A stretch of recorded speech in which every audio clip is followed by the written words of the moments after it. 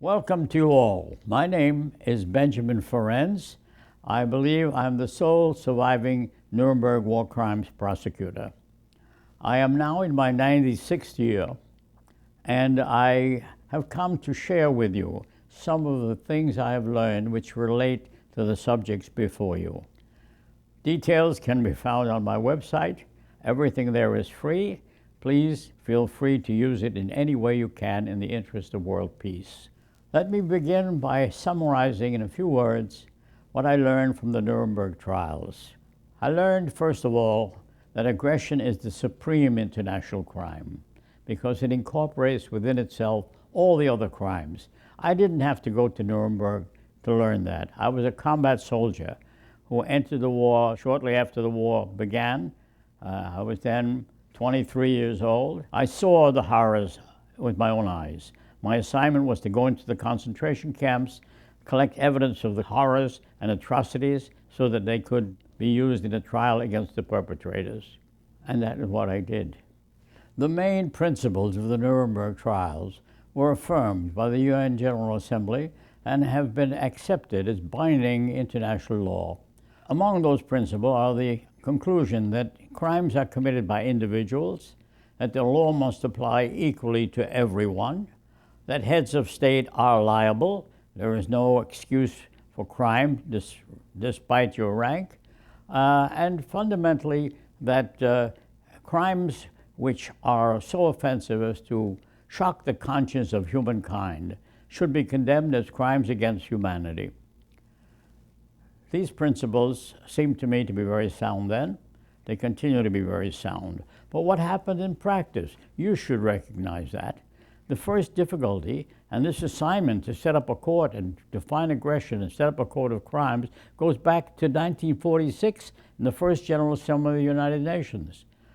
They had meetings, had more meetings, had more meetings. They had a so-called consensus definition, 1974, totally disregarded. International Law Commission have decided upon a definition, and nevertheless, at Kampala recently, they conclude that we have to have still another definition, and the law is to be amended, and that is submitted to you for ratification. The first thing you should do is to ratify it, to get it out of the way. Otherwise, you look like you are defying your own conclusion. And it's got to be gotten out of the way completely because it was really a subterfuge. It was an excuse given by nations that were not prepared to give up their perceived sovereign right to decide for themselves when they would use armed force to protect their interests. And that situation also, unfortunately, has not changed. And it has been worked on consistently since 1946, and they have promised you that they won't decide that any time before 2017, and they haven't given you a firm date after that. My conclusion is 70 years is enough. Let us now find another way to protect the interests of humankind, and that's what I want to share with you now. You don't have to wait for ratification.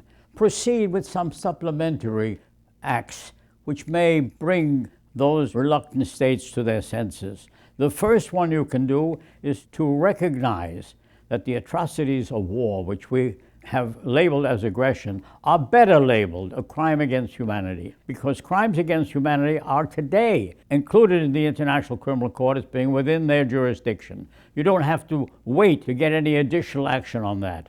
Besides, crimes against humanity is a clear concept. They list such things as apartheid, murder, rape, torture, imprisonment. Why not list also crimes which kill hundreds of thousands of innocent people? And all you have to do is, under the listing of other inhumane acts, which is the final catch-all clause, include the killing of innocent victims in violation of the UN Charter. If you have that in, you have the situation clear. If it's not in, the court can interpret it as being intended to be among the other inhumane acts. To add a clause, a simple clause, other inhumane acts such as the illegal killing of innocent civilians in violation of the UN Charter, that would do it.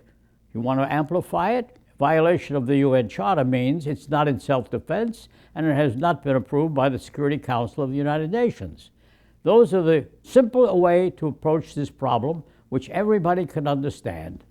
There are other things that you can do right now. You're parliamentarians, you speak for various governments. That is, you can put into your national law the provisions that I'm urging you to put in now. Put in a clause saying that illegal use of armed force is a crime against humanity for which the responsible individuals will be held to account in a court of law. Nothing is to stop you from doing that right now. In fact, it's your obligation under the statute which you have all accepted for the International Criminal Court. But let's not only stop at that. Let's head them in the other direction. We'll not tolerate this situation where they go for years and years and years hiding behind the definition.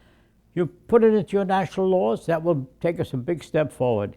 Another step is you sue the individuals who are responsible civilly in a civil court and hold them personally accountable. The pocket nerve for whatever crimes have occurred. It may be that they don't have any money, in which case you're stalemated, but they may also have hidden it someplace else. And the fact that they know in advance they may be held to account will certainly have some deterrent effect. Let us not forget that certain crimes are so horrendous that they have been prohibited on the principles of universal jurisdiction. And that should also apply to the illegal use of armed force. We cannot kill an ideology with a gun.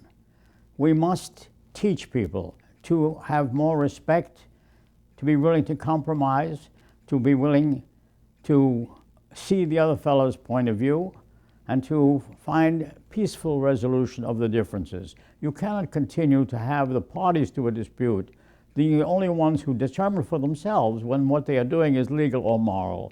It's impossible. You'll never get a settlement that way. So we have to change the hearts and minds of people. We have to go now to the public through every educational means that we have to change them in favor of not glorifying war, but of glorifying peace.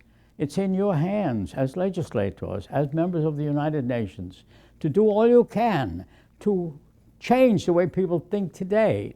We're in a cyberspace age. The way you kill people today has been vastly increased over what it was before.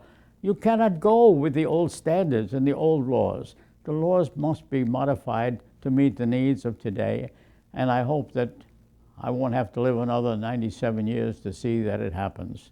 So I wish you all the very best of luck. I thank the sponsors for inviting me here, and I'm confident that the progress we had made so far in my lifetime are rather enormous and very impressive, and encourage me to believe that we will continue to make progress. Good luck to you all. Thank you very much.